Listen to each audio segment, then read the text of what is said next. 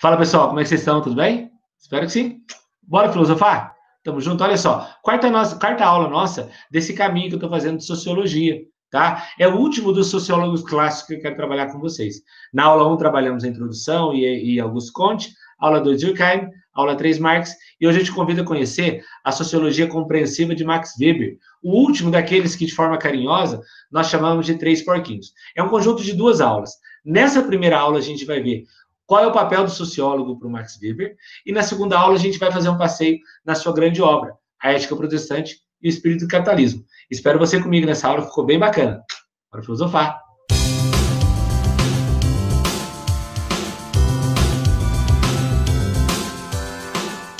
Dentro da chamada sociologia clássica, a gente tem o pai da sociologia, Augusto Comte, que foi a nossa aula 1, tá? E depois aqueles que, carinhosamente, a gente costuma chamá-los de três porquinhos, né? Emile Durkheim, Karl Marx e agora Max Weber, que é o tema central da aula de hoje. E é legal que os três querem ter uma compreensão sobre o que é a sociedade. A gente tem a compreensão da sociedade na visão de Durkheim a partir da sociologia positivista, que é o cientificismo. Depois a gente tem a visão da compreensão da sociedade a partir do pensamento de Marx, que é o materialismo histórico dialético. E agora a gente tem a compreensão do que é a sociedade a partir da visão de Max Weber. Weber, ele vai ter com a gente o que eu gosto de chamar de sociologia compreensiva, né? Ele não é aquele cara que quer legitimar as dominações como a base do pensamento durkheimiano, mas ele também não é o cara que tem um olhar de conflito para a sociedade, como é a base do pensamento marxista.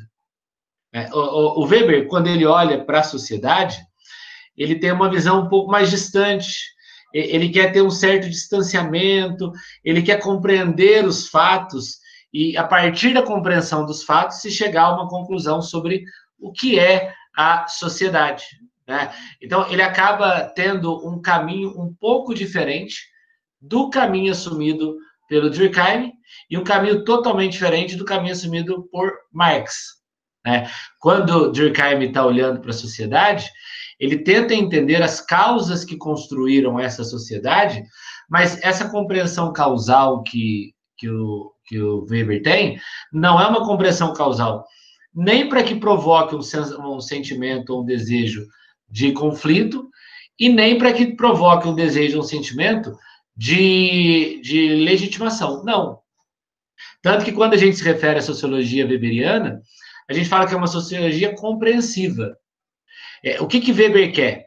Ele quer entender qual é o papel do sociólogo, ele quer entender qual deve ser, dentro de uma sociedade, a função de um sociólogo, e ele quer propor que os sociólogos exerçam essa função de tal maneira que seja possível que todo aquele grupo entenda a sociedade, compreenda a sociedade. Tá? Gigi, mas não é mais ou menos isso que o Marx tentou? Sim, é. Gigi, mas não é mais ou menos isso que o Durkheim tentou? É. Só que, diferente do Marx e do Durkheim, Weber, ele quer, basicamente, entender a partir dos estereótipos, entender a partir das estruturas da sociedade, a própria sociedade. Então, você não tem o ar revolucionário do Marx e nem o ar imperialista de Durkheim. Você tem uma questão, de certo modo, compreensiva do que é a sociedade. Tá? Vamos lá para a aula? Então, o Weber, ele nasce em 1864, né, na segunda metade do século XIX, no momento em que a industrialização está espalhando pela Europa. A Europa está dando sinais da sua segunda revolução industrial, a Alemanha, a Itália, alguns países de industrialização tardia estão começando a dar seus passos para industrializar. Tá? Ele morre em 1920, pouco depois da Primeira Grande Guerra, então ele é testemunha ocular da Primeira Grande Guerra. Tá? Ele vai ver o imperialismo da Europa sobre a África e a Ásia, ele vai ver a corrida imperialista, ele vai ter um olhar sobre tudo isso. E quando ele vai olhar essas questões todas, ele vai desenvolver uma sociologia compreensiva, tá? É legal a gente fazer esse paralelo, né? A sociologia de Durkheim é uma sociologia cientificista, tá? A sociologia de Marx é uma sociologia materialista.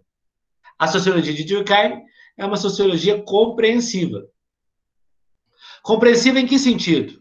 No sentido de que você, por meio da objetividade e da neutralidade, você consegue compreender os fatos sociais. Você não precisa ter um aspecto identitário com a questão. Não é necessário que o cientista, que o sociólogo tenha um vínculo afetivo com a questão. Não, pelo contrário. Quanto mais neutro o sociólogo for da questão, melhor é a sua compreensão daquela sociedade. Eu costumo dizer que eu, professor Giovanni, Gigi, como sociólogo, eu comungo muito dessas bases do Max Weber. Eu concordo com ele com essa ideia de que quanto mais neutro a gente está dentro do fato, melhor nós vamos compreender aquele fato. Né? Saindo um pouco da necessidade do conflito, saindo um pouco da necessidade das legitimações e simplesmente olhar para o objeto. É ter um olhar para a sociedade de tal modo que, ao estudar as ações humanas e ao descrever os fenômenos com distanciamento, você consegue chegar a uma conclusão mais certeira daquele fato.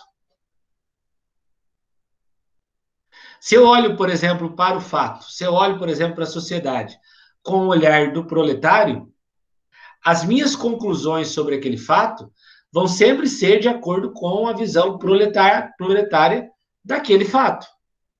Se eu olho para o fato com o olhar imperialista, as minhas conclusões vão sempre pender para o lado imperialista de quem observou aquele fato. Agora, se eu olho com distanciamento, eu consigo ver o todo. Ao olhar dessa forma, eu encontro o quê? Uma neutralidade. E é uma neutralidade absoluta. Quando Weber propõe essa questão do distanciamento, ele fala, olha, é um distanciamento absoluto. O sociólogo, o cientista social, ao olhar para ao fazer o estudo desse livro, o estudo que ele faz desse livro, ele tem que ser um estudo com distanciamento, com neutralidade. Exatamente o que Marx e Durkheim não conseguiram. Porque se há uma coisa que a sociologia marxista e a sociologia durkheimiana são parciais. Né? A Durkheim tem a visão de quem manda, do império, né? do dominador, da ação civilizatória. Marx tem a visão do proletário, aquele que se submete e que deve sair dessa condição de submissão por meio do conflito. Esse choque de Durkheim e Marx em Weber não aparece. Por quê? Porque ele vai entender que você não tem que tentar transformar a sociedade. Não. A sociologia não deve tentar transformar a sociedade. A sociologia, ela deve, de alguma maneira, compreender a sociedade. E aí, quando ele faz essa proposta, ele vai atrair seguidores, né? Vamos usar essa palavra que a gente usa nos dias de hoje. Ele vai atrair seguidores, tanto da classe acadêmica, quanto da classe média. E é legal a gente entender essa questão da classe média. Porque quando eu olho Durkheim atrai a elite. Quando eu olho Marx atrai o proletário. Quando eu olho Weber está no meio do caminho, atraiu a classe média. Que não quer se envolver diretamente com questões sociais, quer compreender essas questões. Tá? E uma coisa tem que ficar muito claro para vocês. Muito claro. Quando nós falamos que Weber atrai a classe acadêmica, eu estou falando no período histórico que ele está inserido. Segunda metade do século XIX, primeira metade do século XX. Tá? A partir da segunda metade do século XX, a classe acadêmica vai abandonar Weber, vai abandonar Durkheim e vai assumir o discurso marxista. Tá? Você pega pós-Segunda Guerra Mundial, o chamado marxismo cultural ou marxismo intelectual entra na classe acadêmica. Muito por conta de um movimento chamado Escola de Frankfurt, que vai colocar no ambiente acadêmico o discurso marxista. Mas, até a primeira metade do século XX, a classe acadêmica ela tem um pé totalmente dentro da sociologia weberiana. tá? Que tem esse olhar compreensivo, que tem esse olhar de olhar para o fato, compreendê-lo, mas não buscar transformá-lo, tá? Gigi, mas isso não é passivo? Não, não é passivo. Só não é revolucionário, mas também não é passivo. Porque quando eu compreendo, eu consigo enxergar as possibilidades de estudar aquela sociedade. Então, o que Weber está entendendo? Ele está entendendo, olha, eu estou olhando para o fato. Eu não preciso ter a coesão social que Durkheim me propõe. Não preciso. E eu não preciso também ter o sentimento revolucionário que Marx propõe. Também não preciso. Eu posso encontrar uma neutralidade de, ao olhar para aquele fato, poder compreendê-lo melhor. Para isso, o que ele fala? Ele vai apontar duas funções fundamentais para o sociólogo. Segundo Max Weber, o sociólogo tem duas funções fundamentais na sociedade. Primeiro, a função da neutralidade, falamos agora. O sociólogo, ele tem que ser aquele sujeito que ele tem que ter suas convicções políticas. Claro que tem que ter. Ele não é um robô programado. Ele tem que ter também as suas convicções ideológicas, ok. Só que quando ele vai propor um estudo sobre o fato, essas questões não podem estar em primeiro lugar. Ele tem que ser neutro em relação a elas. Ele propõe um isolamento da sociologia com relação a movimentos sociais, movimentos políticos, movimentos revolucionários. A sociologia tem que olhar para isso de longe. A sociologia precisa compreender isso. E o envolvimento que ela tem que ser um envolvimento teórico, por meio do estudo das ciências sociais. O envolvimento não é um envolvimento prático. Revolucionar, operários do mundo, univos, levantai-vos, apanhai-vos em armas. Não. Não tem que ter aquela coesão social a ponto de compreender. Não. Não. É o quê? É ter uma profunda isenção da sociologia. Porque, segundo Weber, quanto mais a sociologia for isenta, mais ela vai poder se organizar como ciência. Quanto mais imparcial for a sociologia, melhor ela se organiza como uma ciências sociais. Então, o sociólogo ele precisa desvincular-se dos grupos. Então, por exemplo, se eu quero fazer um estudo social sobre os partidos de esquerda no Brasil, eu não posso colocar em primeiro lugar o que eu penso sobre a esquerda, seja positivo, seja negativo. Eu não posso. Porque se eu coloco no meu estudo uma aversão à esquerda, aí eu não gosto da esquerda, a esquerda é isso e aquilo, com toda certeza eu não vou conseguir organizar meu estudo como estudo científico, porque vai estar a minha parcialidade naquele estudo. Aí eu quero fazer um estudo sobre ciências da religião e entender a religião como um fenômeno social. Se eu sou um sujeito religioso, muito provavelmente o meu estudo vai enaltecer os valores religiosos. Eu não vou ter isenção naquilo.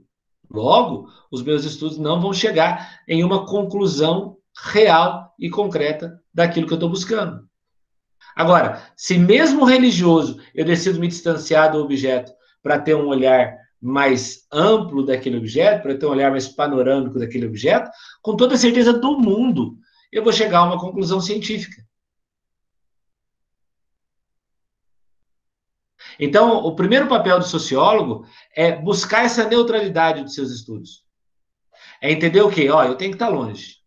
Eu tenho que me distanciar para eu poder olhar o todo. Se eu estou envolvido de forma passional, se eu coloco no meu estudo a minha paixão, o meu gosto, ou a minha aversão, a minha raiva, com toda certeza absoluta, o meu estudo vai ser um estudo profundamente equivocado. Por isso ele propõe como primeiro papel a neutralidade. E o segundo é a objetividade. O que ele fala? Olha, o cientista social ele tem que elaborar teoria, ele tem que tentar intervir para transformar a sociedade. Não, não, não. Deixa que o Marx tentou fazer isso. Não é papel do sociólogo, segundo Weber. Para o Weber, eu tenho que diferenciar o cientista social do político. Ciências sociais é uma coisa, ciências políticas é outra. As ciências sociais é uma teoria do conhecimento. As ciências políticas é uma prática, é uma ação. Então tem que separar as duas coisas, tá? A minha, o meu lato sensu é em ciências sociais, né? O meu curso de extensão e pós-graduação é em ciências sociais. E lá, isso ficava muito claro para nós. Um cientista social, ele pode se tornar um político, mas quando ele se tornar um político, ele vai se desvincular das ciências sociais, ele vai ser agora um político. Agora, eu olhar para a política com o olhar das ciências sociais, eu não vou fazer bem feito nem uma coisa nem outra. Porque o Weber está falando, olha, as ciências sociais é bolar tese. É olhar para o objeto, fazer um estudo e bolar conclusões. Isso é as ciências sociais. As ciências políticas é pegar essas teses e colocá-las em prática. É pegar esses estudos e praticá-los. E como é que é essa sociologia compreensiva? Então, ele propõe para nós a sociologia compreensiva, baseada na objetividade e na neutralidade. Até aqui, ok.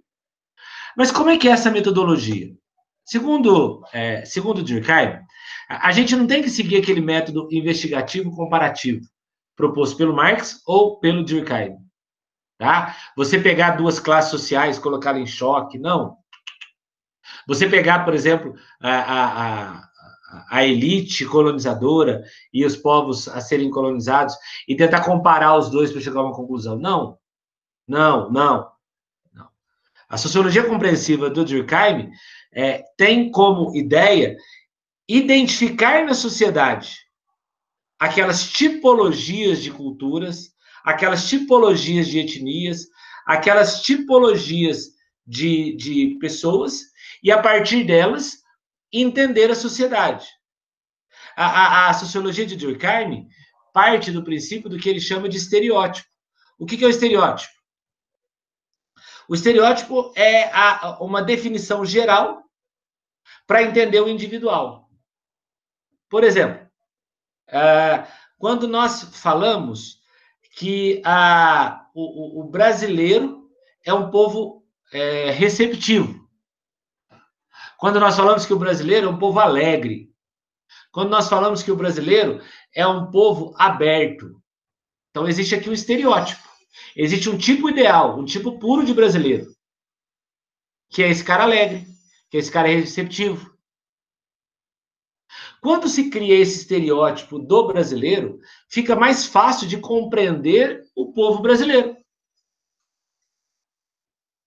Quando, por exemplo, daqui a algumas aulas eu vou falar com vocês de Sérgio Buarque de Holanda, Sociologia Brasileira, que ele fala também lá do homem cordial, brasileiro como homem cordial.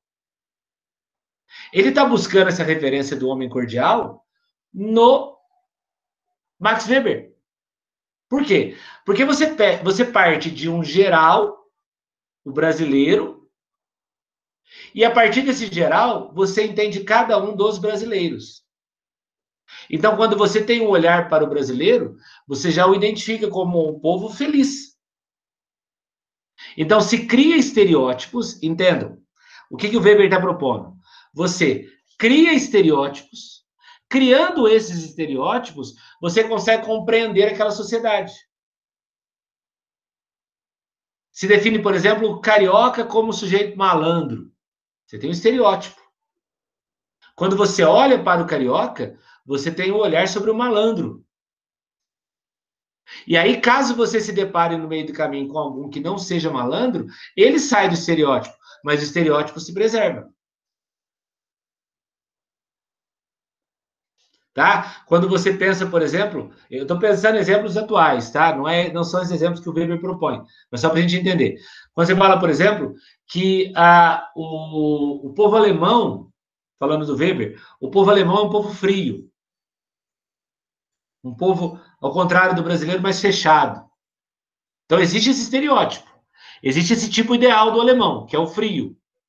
Sempre que eu olhar para o alemão, eu vou compreender a sociedade alemã a partir desse povo frio. A partir desse povo que cria poucos vínculos. Segundo o Weber, os estereótipos, eles definem conceitos. Eu não faço um estudo a partir da singularidade.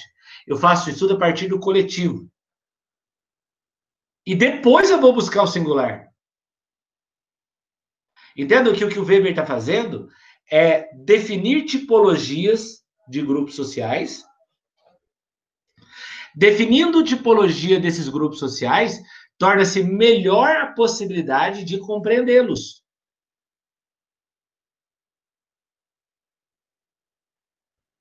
Eu tenho alguns amigos que moram em São Paulo, né? Eu sou mineiro. E quando eu estou com eles, é interessante a maneira que eles enxergam os mineiros, né? Para eles, nós comemos frango caipira de domingo a domingo. De domingo a domingo. Para eles, aqui em Pouso Alegre tem muito mais bairro que as pessoas ficam de chapéu de palha e camisa xadrez do que terno e gravata. Porque é a maneira que eles compreendem a nossa sociedade. Por quê? Porque esses estereótipos foram sendo construídos e, à medida que eles foram sendo construídos, se permite conhecer aquele grupo. E aí, isso explica como que as coisas funcionam.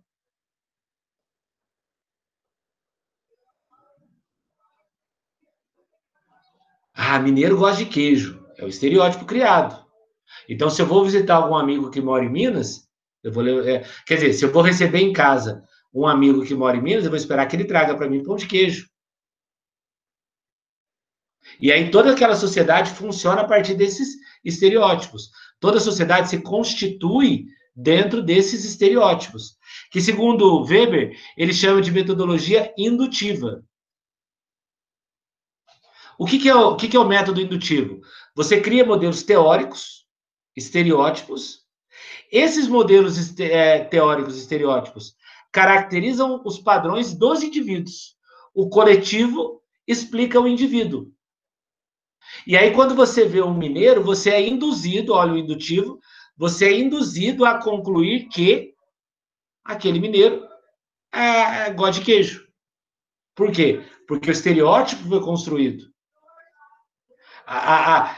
Esses modelos teóricos acabaram definindo os padrões desse indivíduo.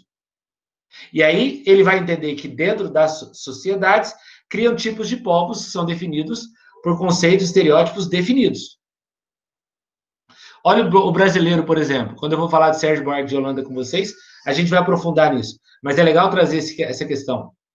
Quando você olha para cada estado ou região do Brasil, você define um povo a partir dos estereótipos.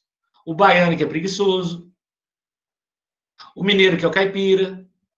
O paulista, que é o trabalhador. O carioca, que é o malandro. O amazonense, que é o índio.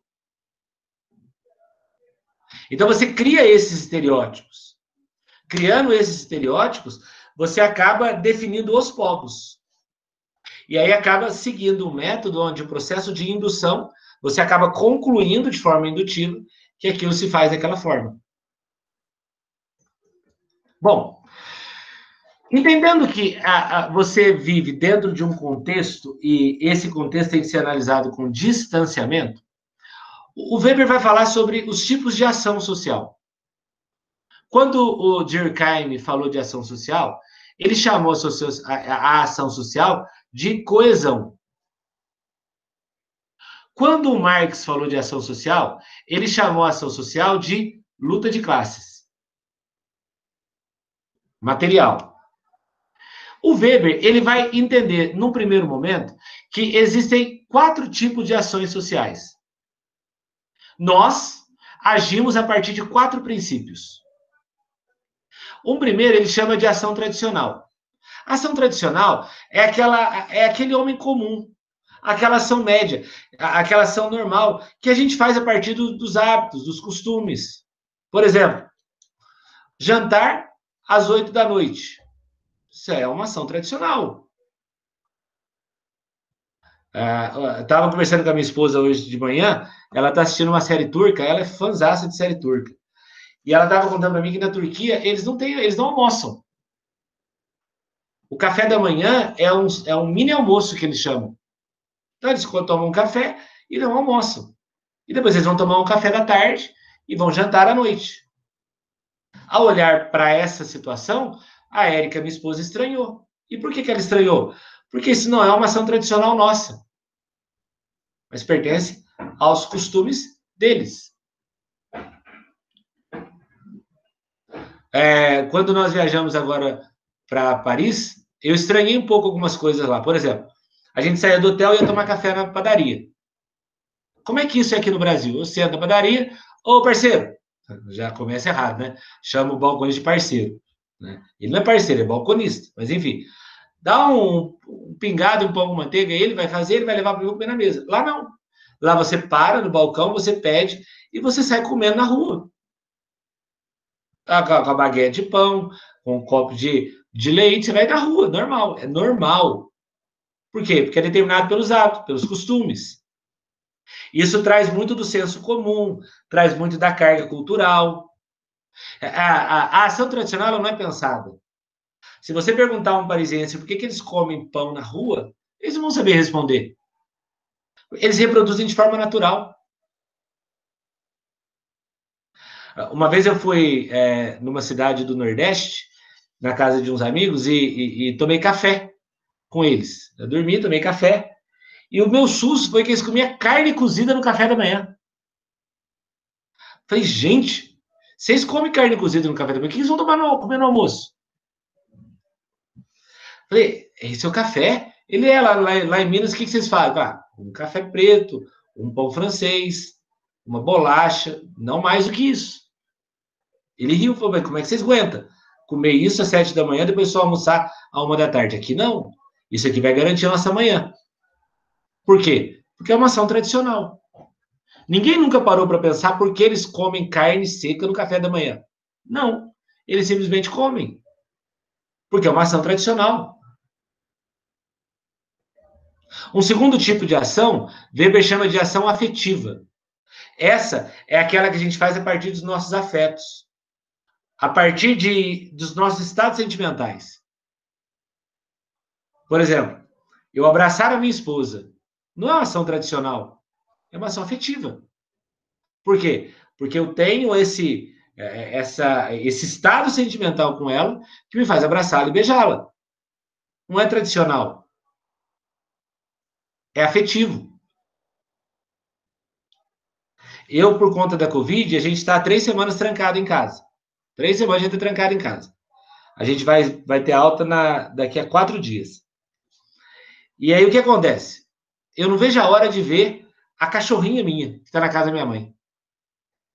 E quando eu ver ela, eu vou fazer uma bagunça com ela, que o que ela quiser eu vou dar para ela comer. Isso é tradicional? Não, isso é afetivo. Porque há um afeto que me liga a ela. Está ligado diretamente a sentimentos, como compaixão, como caridade. E muitas vezes a ação afetiva ela é contrária à ação tradicional. Eu dou um exemplo que cabe em muita redação.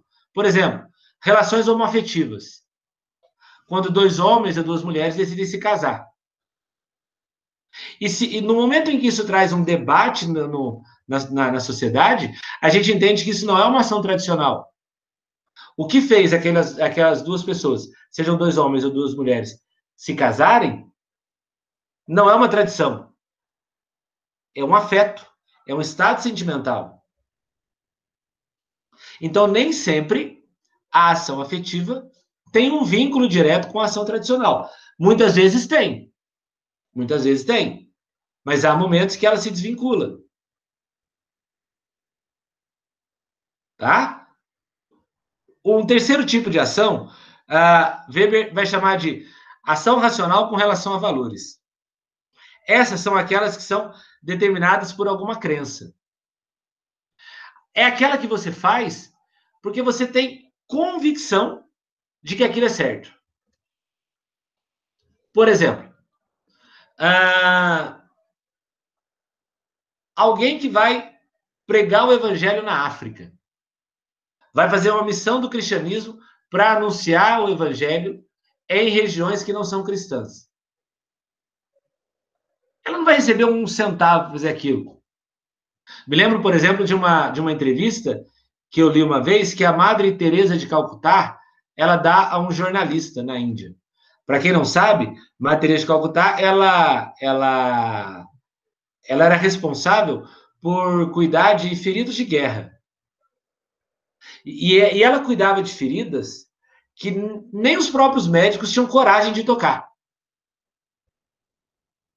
Era ela que cuidava. E um jornalista um dia chegou nela e falou assim: Madre, tô vendo isso que a senhora está fazendo aí? Isso que a senhora faz eu não faria por dinheiro nenhum. E Teresa responde: eu também não.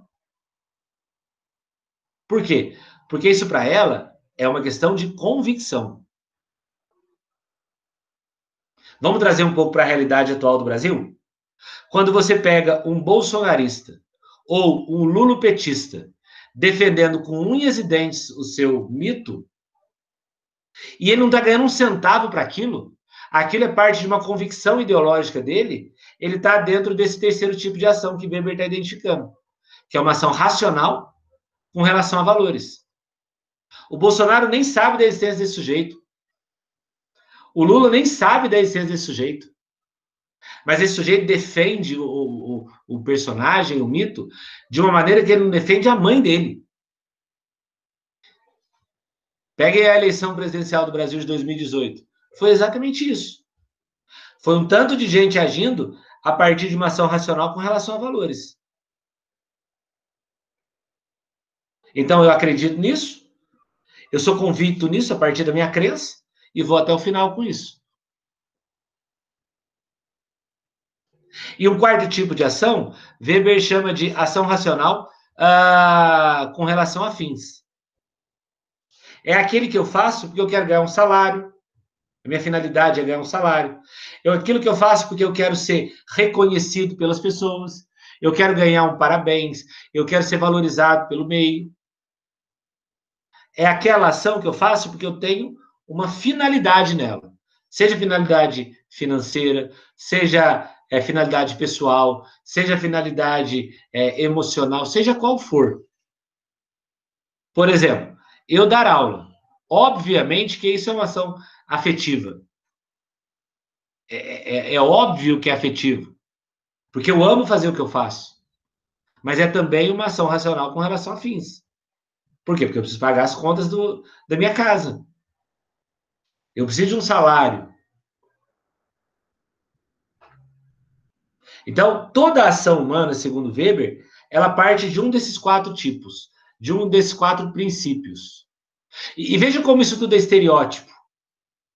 Então, ele coloca esses quatro tipos e ele coloca cada uma de nossas ações em um desses quatro. E aí nós vamos estereotipando as nossas ações. Sejam tradicionais, sejam afetivas, sejam racional ligada a valores, seja racional ligada aos fins.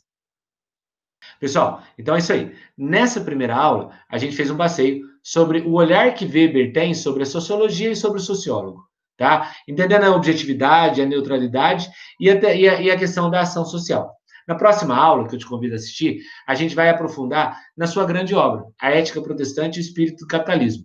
E como que ele entende que esses dois princípios, a ética protestante e o espírito do capitalismo, foram essenciais para que essas duas estruturas